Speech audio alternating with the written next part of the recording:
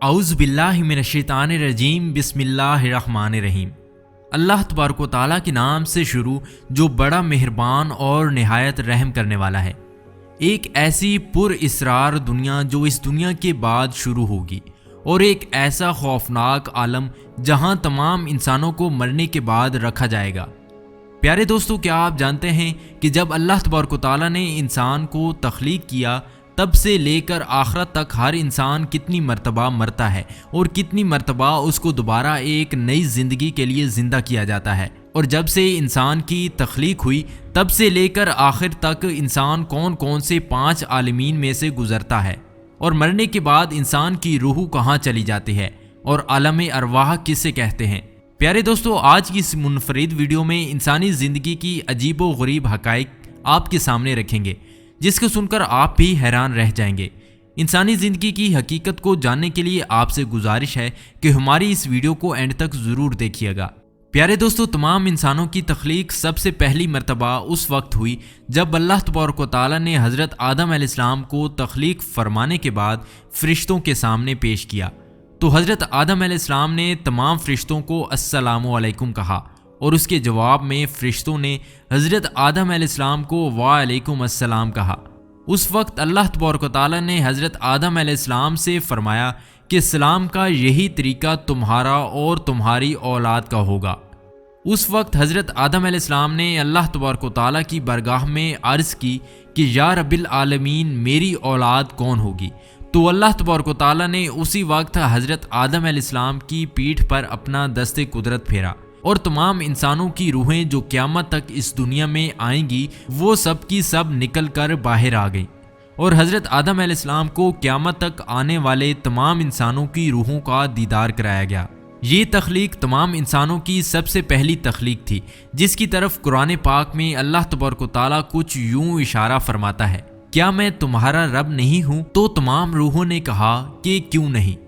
پیارے دوستو، ہر انسان اپنی پہلی تخلیق سے لے کر آخر تک 5 قسم کے عالمین میں گزرتا ہے۔ نمبر 1 عالم ارواح، جسے عالم خلق بھی کہتے ہیں، اور نمبر 2 عالم دنیا، اور نمبر 3 عالم برزخ، اور نمبر 4 عالم حشر، اور نمبر 5 عالم آخرت۔ اللہ تبارک و تعالیٰ نے انسان کی ایک ایسے عالم سے دوسرے عالم منتقل ہونے کے لیے مختلف اسباب پیدا کیے ہیں۔ جیسا کہ پہلی مرتبہ اللہ تبارک و تعالیٰ نے عالم خلق میں تمام انسانوں کو پیدا کرنے کے بعد ایک مقررہ وقت تک تمام انسانوں کی روحوں کو موت کی نیند سلا دیا، اسی طرح اللہ تبارک و تعالیٰ نے ہر انسان کو عالم خلق سے عالم دنیا میں منتقل کرنے کے لیے والدین کو سبب بنایا۔ پیارے دوستو، عالم خلق سے جب انسان اپنے والدین کے ذریعے عالم دنیا میں داخل ہوتا تو یہ انسان کی دوسری تخلیق ہوتی ہے۔ پیارے دوستو، عالم دنیا ان 5 عالموں میں سے دوسرا عالم ہے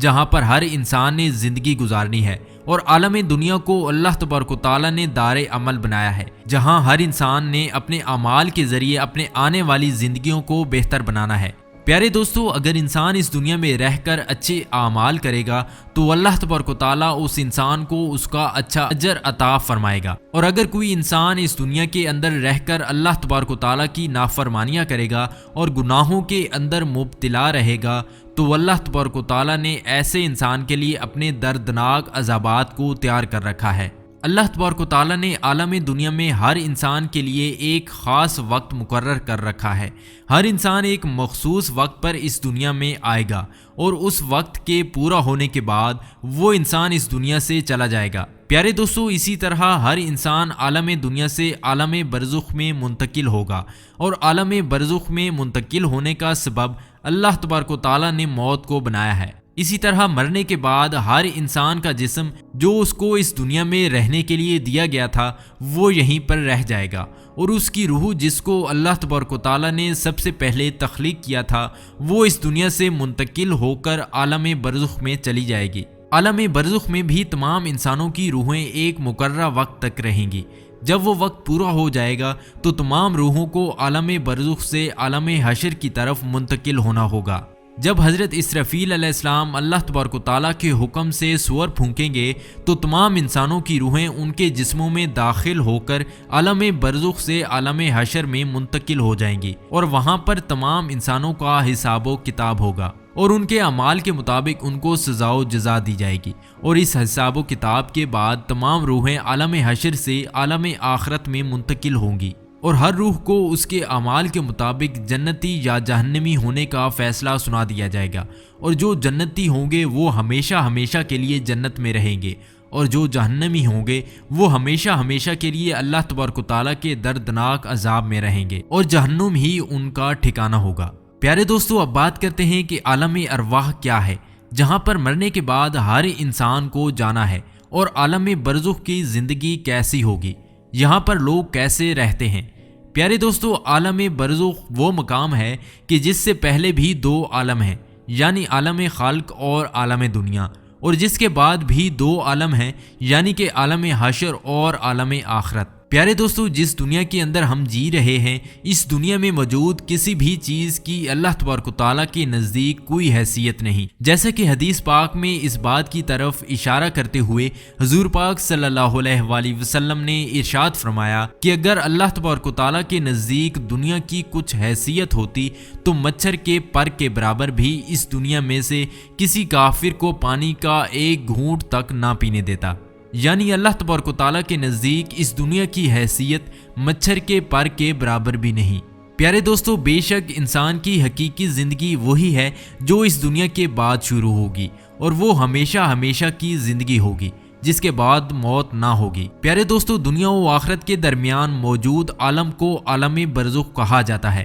اور برزخ کے لغوی معنی آڑ یا پردے کے ہیں۔ برزخ وہ مقام ہے جہاں پر تمام انسانوں کی روحیں مرنے کے بعد حسب مراتب رہیں گی۔ مرنے کے بعد تمام انسانوں اور جنوں کی روحوں کو اس عالم کے اندر منتقل کر دیا جاتا ہے، اور یہ عالم برزخ ہے ہماری دنیا کے عالم سے کہیں زیادہ بڑا ہے، اور برزخ کی زندگی دنیا کی زندگی سے کہیں زیادہ لمبی ہے، لیکن یہ زندگی بھی ایک دن ختم ہو جائے گی، جیسے کہ اللہ تبارک و تعالیٰ قرآن پاک کی سورہ مومنون میں ارشاد فرماتا ہے، اور ان کے آگے ایک آڑ ہے اس دنیا تک جس میں یہ اٹھائے جائیں گے۔ اسی طرح عالم برزخ میں پہنچنے کے بعد ہر انسان کا آخرت کی طرف سفر شروع ہو جاتا ہے، جیسا کہ حضور پاک صلی اللہ علیہ وآلہ وسلم نے ارشاد فرمایا کہ بے شک آخرت کی سب سے پہلی منزل قبر ہے، اور اگر قبر والے نے اس سے نجات حاصل کی تو آگے کا معاملہ اس سے آسان ہے، اور اگر قبر والا اس سے نجات نہ پا سکا